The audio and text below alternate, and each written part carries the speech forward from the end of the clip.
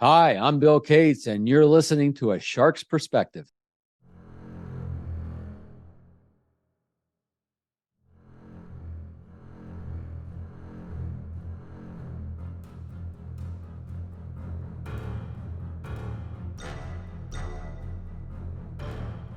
Welcome back, and thank you for joining A Shark's Perspective. I'm Kenneth Kinney, but friends call me Shark.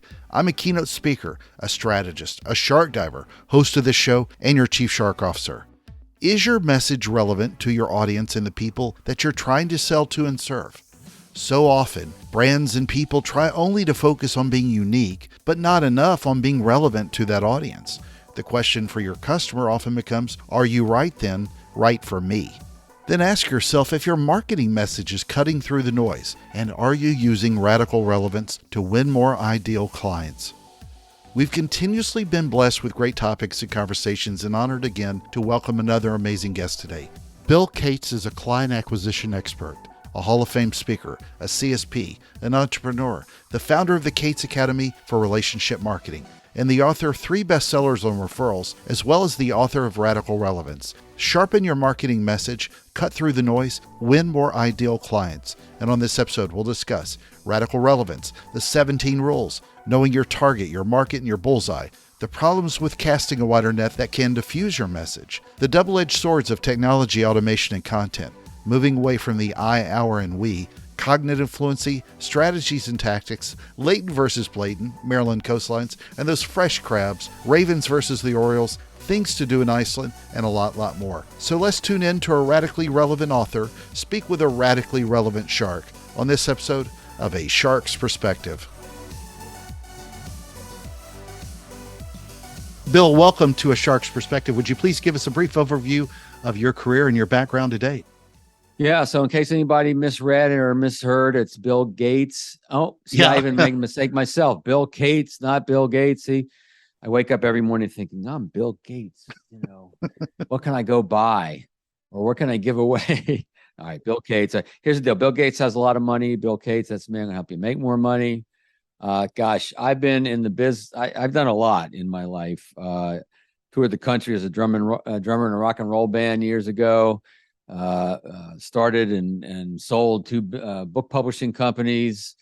Then I got into this world of teaching, training, consulting, and taking what I knew and sharing with other people. I've been doing that for 30 years. And I don't know, I just love learning. I love sharing what I learn with other people in a way that they can use it. So I hope people find a lot of value from this program. Well, and most of your publishing was books, magazines, newspapers. Books. What books? Books. Yeah. So how many books do you own today? Well, when I say published, I wrote one, and then it turned into a publishing company where I published 45 books from other people. So I wasn't the author. Yeah. And that's what I sold. Then I've done 7 books since then. Wow. A few self-published, a few through McGraw-Hill. So, my parents are rolling over in their ashes thinking that their little son, Billy Cates, wrote books, I'm sure of it. And that's why I still color in more than I've written. So, well, let's talk about this book. We were talking about it before you came out with this right before COVID, which was the craziest time for people publishing books, but it's still radically relevant. And the title of it's called Radical Relevance, Sharpen Your Marketing Message, Cut Through the Noise with More Ideal Clients. I enjoyed reading this a lot, but what was the impetus for the book? Tell me a little bit about it. Yeah, it's somebody asked me the question that we should always ask ourselves or have people ask of us when we're working on a new project, whether it's a product or service or whatever it is. And the guy said to me, "What problem do you solve?" I said, "Well, in this case, people are having trouble getting in front of people, sales, marketing. They're having trouble getting in front of the right types of people that really fit their business." And so that's where we kind of shaped. I already had the idea of more relevance. And there's a lot of talk about what makes you different, and you gotta know what makes you different. Well, yes and no. First of all, it's hard to be unique, and it's hard to be unique with one specific trait. Not that there aren't some people that do that, but what your prospect really wants is, are you right for me? Are you relevant to me? I don't care whether you drive a blue car, red car, or yellow car. if you're flashy with this or that, but if you're right for me, that's all I really want to know. So that's what relevance is all about, is making sure that the message is clear and right for the right person at the right time in the right way. Well, you talk early on about there being, roughly 3,000 touch points a day. And how do you take a brand then to jump into that mix to themselves be radically different to their audience with their own ads, their own content, their own social media? Yeah. So it boils down to really truly knowing your market, and I'll say your target and then your bullseye. So, and I know you understand these concepts. So the target could be, so I work with a lot of financial advisors. I work with banks, other business consultants. And so a target market for an advisor could be, there's one guy I coached, it's Verizon employees, right? That's his target market. But that's not his bullseye. His bullseye are people who are 5 to 7 years away from retirement, or Adam, who focuses on optometrists around the country. That's his target. But his bullseye are optometrists that are going to be selling their business within 5 years. So very, very narrow. So the principle at hand here is the narrower, the better. And the narrower, the more relevant and therefore compelling and interesting and effective our messaging will be. The mistake that a lot of people make is, well, I don't want to leave these people out or these people out. And so they make the net a little bigger with how they talk about what they do, when they should be doing the exact opposite, because all it does is weaken the message. And yes, you can have more than one target. And yes, you can have more than one bullseye on a target, but it's all about getting narrow. So you give us an example, if you will, of where somebody became radically different, either a person or a brand, and achieved some high level growth. Yeah, well, that's a good question. So again, I'm going to come to you from my world of financial advisors, because that's where I have the most examples.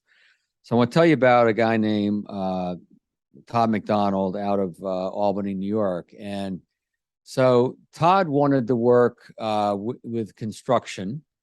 So he worked with contractors in construction. But that wasn't so different. There was a lot of people that worked with different kinds of construction and everything.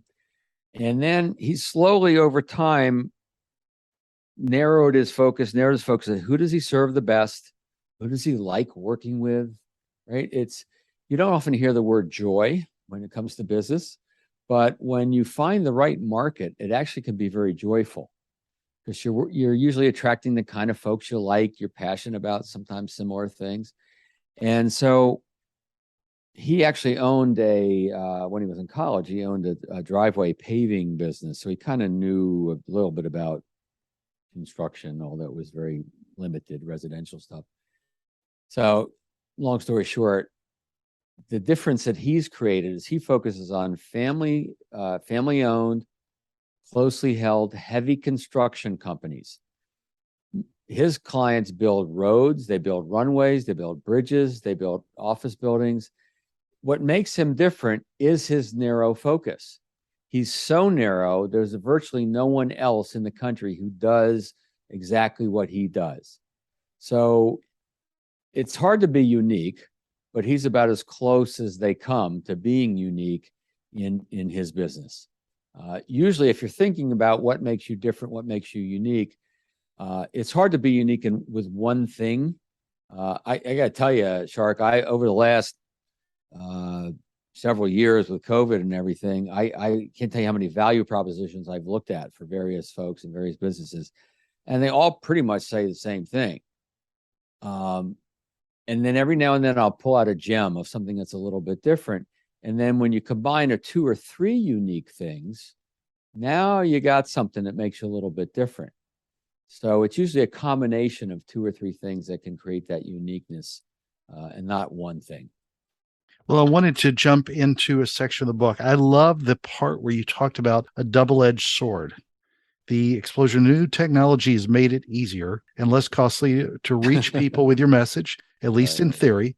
But since these tools are so easy to use, message bombardment is only increasing. Everywhere we look, there's a message that says, pay attention to me. So talk a little bit, if you will, there's a little bit more about it in another paragraph, but talk a little bit about that double-edged sword with that relevance. Well, yeah. I mean, so that's what's created this explosion, this volcano of information, right? Where everyone has the ability to do a blog, everyone has the ability to do a podcast, everyone has the ability to have a website, to send out a bunch of emails. Everyone has the ability to do all of this. Now, some people do it better than others. Some people look like they're doing it well, but there's nothing behind it. But it's hard to distinguish. Yeah. How do you know what's legit and what isn't? And just in my business of being a consultant, a speaker, well, how do you become a consultant, a speaker? Well, you print it on your business card, if you even have a business card these days, right? So, so it's good that it's easy to get it out, but it's hard because everyone's getting it out, right? So that's the jumble. So one of the messages of my other books before Radical Relevance were devoted to referrals and introductions and getting connected, right? So what's the easiest, fastest, straightest line to relevance with a prospect who doesn't know you? Well, it's an introduction from someone they know and trust. And you leverage that borrowed trust, and that gets your foot in the door and sometimes get you all the way in the door, depending on the level of trust in that relationship. So that's where the two messages come together in this sea of marketing message overload. Let's get introduced to people in better ways, and everything else becomes less important. Now, you still got to talk about your value in a good way. You still got to earn your own trust, but at least we're going to get our foot in the door at a higher level. Well, you lay out early in the book, and then you lay it out really well through the rest of the book, the 17 rules of radical relevance. We could talk about this for hours, but what are your top few rules that really stand out? Yeah, I'll give you a couple. So the first one we've covered, which is the shortest line, straightest line to relevance, is an introduction. Number two is give your clients or customers a seat at the table. And what I mean by that is, generally speaking, you don't want to develop any marketing messaging or make any strategic or even tactical sometimes decisions in your business without consulting some of your clients or customers. How you word things may be different than the words your clients or customers or prospects might be using. So you got to get that feedback, whether you have, strategic retreats with some clients, or you have an advisory board, or you just have a few folks. You say, hey, what do you think of this? What do you think of that? I'll give you one example. I do this all the time. And one of my clients, Michael Schmitz, out in San Mateo, California, I said to Michael, tell me about how you perceive my business and what makes me different and what's the value I bring and all that. So he says, Bill, when I tell other people about you, I tell them that Bill Cates makes asking for referrals as natural as breathing. And I think, wow, that's pretty good. I never would have thought of saying that. And actually, if I said that, it would sound like marketing hype. But if I quote Michael Schmitz, who actually said it, right, which is a testimonial, I like to call them testimonials, then now it becomes more real. And so I got that from a client. And so give your customers a seat at the table. I'll give you one more, and that is, move away from the I, our, and we messaging to the you and the your messaging. You can't avoid saying I, you can't avoid saying we and our from time to time. And if you look at most emails you send, you probably say I, or we. I do that. Sometimes I got to just shift the orientation of the sentence so it doesn't look like I. And so this is about empathy. This is about having messaging that your prospects can see themselves in. This is about knowing them so well and talking about the problems and challenges and the opportunities and the aspirations in the right words, in the right terms, that they see themselves in that. And once they see themselves and they say, oh, this person gets me, they understand me, they have a sense of who I am, then they want to know more about you, and they want to know your I and we and our statements, but not usually at the very beginning. Well, I have a follow-up to this, but I want to tell you about one more that really stood out for me, and that was number 15. So radical rule of relevance number 15 is your prospects and clients aren't mind readers. It's a short chapter, but it's got a lot of punch, and it really touches on neuroscience, but elaborate, if you will, a little bit more about how we leverage neuroscience in marketing, because I love the idea that people make things so complex that they forget that the brain needs some powers to process it, especially with the 3,000 other messages. Yeah. There's so much. Let me cover two concepts that have very practical, tactical implications. So first of all, the brain wants to conserve calories. The brain wants to conserve energy. It's how it keeps the organism alive. Less energy spent. That's why during COVID, I put on the COVID-19, literally, right? My brain was conserving energy. And so what that means is that the brain is looking for simplicity and clarity. And if your messaging is at all confusing, if it's complicated, if it has jargon, if it's not well written and read easily, anything that will throw the brain off, the brain doesn't want to work so darn hard, and you'll lose people. Now, if someone's really, really interested, they'll filter through all the crap you've written and still may reach out, but those are fewer and far between. And so clarity is paramount in how you talk about what you do. And it's sometimes hard to be clear when we're so close to things. And that's why we bring other people into the equation, like clients, perhaps, to do that. So that's one aspect of the brain. The other is that's related to this. It's a concept called cognitive fluency. And here's what it does. And this goes to the clients, our mind readers. You want to give your clients, or let your prospects, I should say, know the path of doing business with you. What is the path to become a client or customer? What is the path to working with you? What does that look like? Lay it out, give it a name, give it the 3-step process, the 5-step process, whatever. Because if you don't do that and they're not clear on the next steps, the brain automatically leaps to the conclusion that working with you is going to be complicated and confusing, and the brain doesn't like complicated and confusing. So lay it out. When I work with folks and I say, are you teaching your clients exactly what it looks like? Do they know the next step?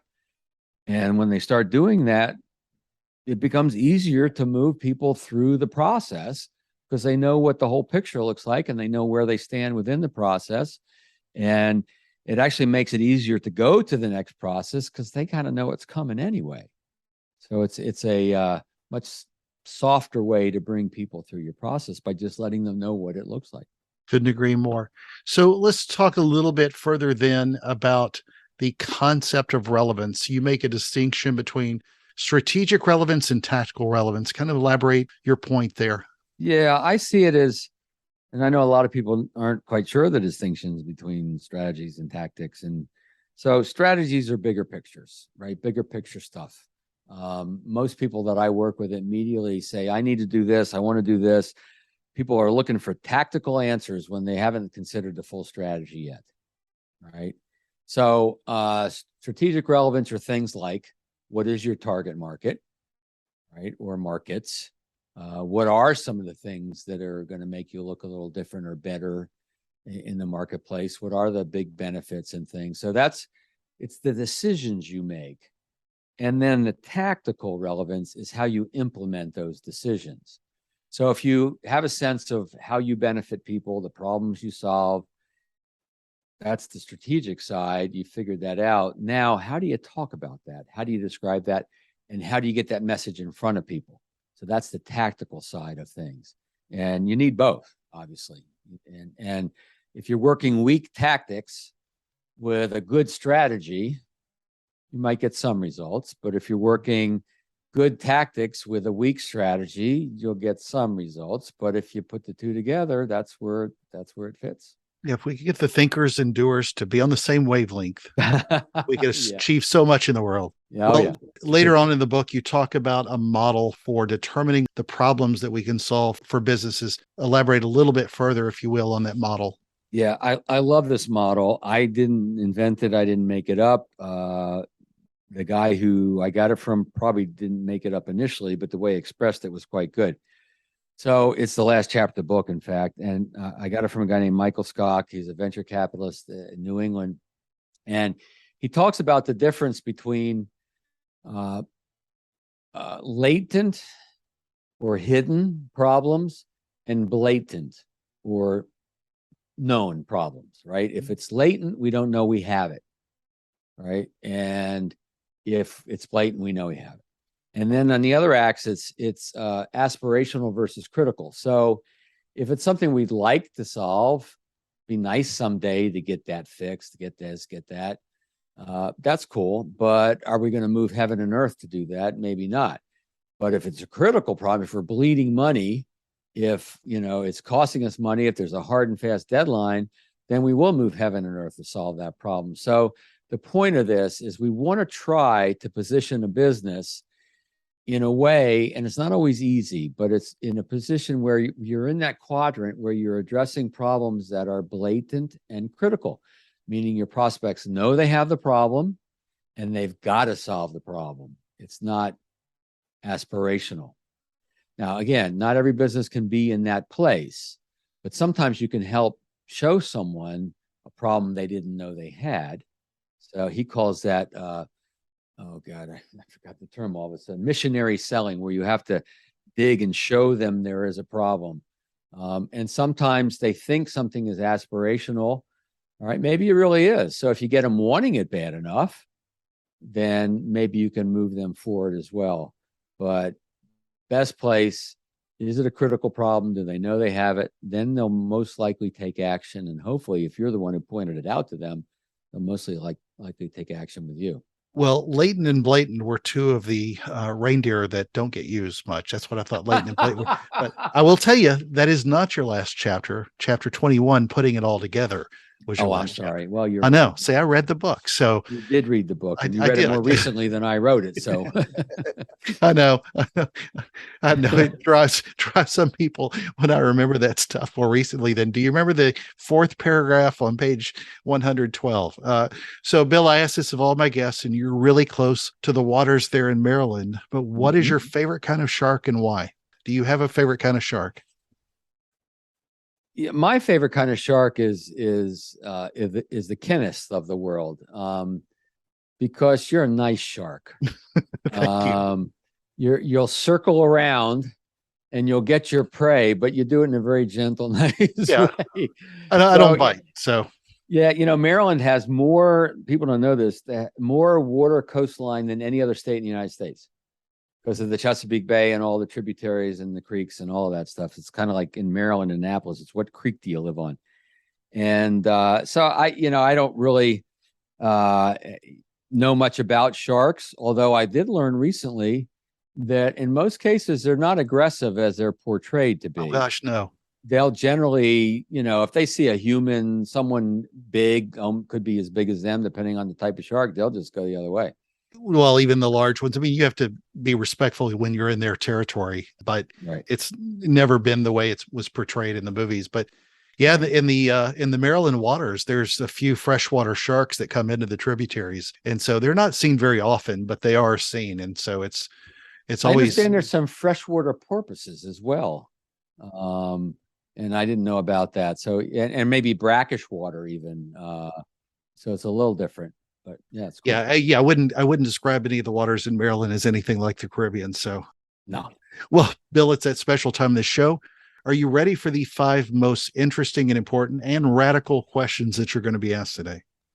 No, I'm not. Okay. I will participate anyway because you wouldn't let me get ready. But lay it on me. I'll do my best. All right. Number 1, friends are coming into town. You're in Maryland, and let's say you're taking them over to Baltimore. Are you taking them to an Orioles game or a Ravens game? That's a good question. Probably a Ravens game, because the Ravens fans are just so rabid. And, I grew up a Washington, dare I say it, Redskins, now Commanders fan.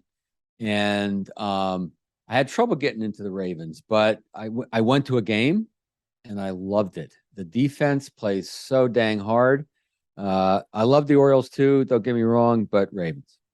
Well, it'll take me 20 or 30 years to remember the Commander's name anyway. So, well, I know. What's the shortcut for Commanders? I just remember that as the team that my Cowboys would beat as often as possible. So, well, I know. Yeah, exactly. And we would lose a few too. So, number 2, you just got back from Iceland. I did. Yes. Glaciers or volcanoes? Oh, volcanoes. Volcanoes are dangerous and cool. Absolutely beautiful. And when I say cool, not temperature cool. Yeah. Although I got to tell you, I went into an ice cave in a glacier in Iceland. It was very neat. It's just how the water and the melting and the volcanic ash and all works. It cut this long tunnel of ice, and you can see all the layers of volcanic ash and different types of water. It was very, very, very cool. And there was a volcano spewing a bit as I was coming in from the airport to the hotel when I arrived. So Iceland's amazing. It's one of the few places in the world where it just draws a dangerous volcano draws in tourists nonstop. So, oh yeah, the more eruption, the more people just like exactly. last minute drop everything. Like a concert. Yeah. Oh yeah, yeah. All right. Number 3, All right. being different or being relevant? Oh, relevant. If the difference is relevant, cool. Yeah, there you go. So one of the words, one of the the rules of relevance is only differences that matter, right? Only if differences that are relevant that have a clear benefit to the receiver of the message are relevant. So relevance has always been the most important aspect of any type of sales or marketing. There is nothing more relevant than relevance, because if the message isn't relevant, it'll be ignored. And it's as simple as that. I mean, the first time anyone tried to sell something to anyone was, what's in it for them? Mm-hmm. Great point. All right. Number 4, friends again coming over, or could be your personal preference. Crab cakes or crab legs? Crab cakes. Maryland blue crabs. They're not the kind of crab legs that are people used to the snow king crab thingy. It's not Alaskan king crab in the Maryland blue crab. So nothing better than a good crab cake. But if you're not in Tidewater, Virginia or Maryland, if you're in North Carolina or anywhere else in the world, it says Maryland style crab cakes, don't bother. No. Don't get it. Wait till you come to Maryland and talk to me, and we'll get some good. Yeah, exactly. It's like when they say Memphis style barbecue and they're in Seattle. It's not. No. All right. Number 5, and the most important question that you're going to be asked today is biscuits or cornbread? Oh, cornbread. Because I grew up on cornbread from my dad. My dad was from Texas. He made not sweet cornbread. I kind of favor a little sweeter cornbread. But I'll tell you, he used to take cornbread he'd make fresh. Goes well with chili. Still warm. Well, yeah. Brisket. But here's what he did. It's going to sound weird. He would crumble it up in milk and make like a cereal of cornbread and milk. And I'm telling you, I used to love that. I have fond memories of my dad and I sitting there eating cornbread and milk. Well, Bill, where can people find out more about you? You're a radicalist, your radical thoughts on relevant.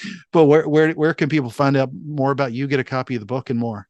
Yeah, I'll give you 3 things real quick. RadicalRelevanceBook.com, RadicalRelevanceBook.com. There's a little video there, kind of see if it makes sense for you. ReferralCoach.com is my main website, ReferralCoach.com. And then I have a guide that people can get that's free. exponentialgrowthguide.com, exponentialgrowthguide.com. It's free. Have at it. Send me your questions. Love to help. Perfect. I'll put all those notes on my website and in the show notes as well. Bill, thank you again so much for being with us today on A Shark's Perspective. Hey, Shark, thanks for having me. I appreciate it.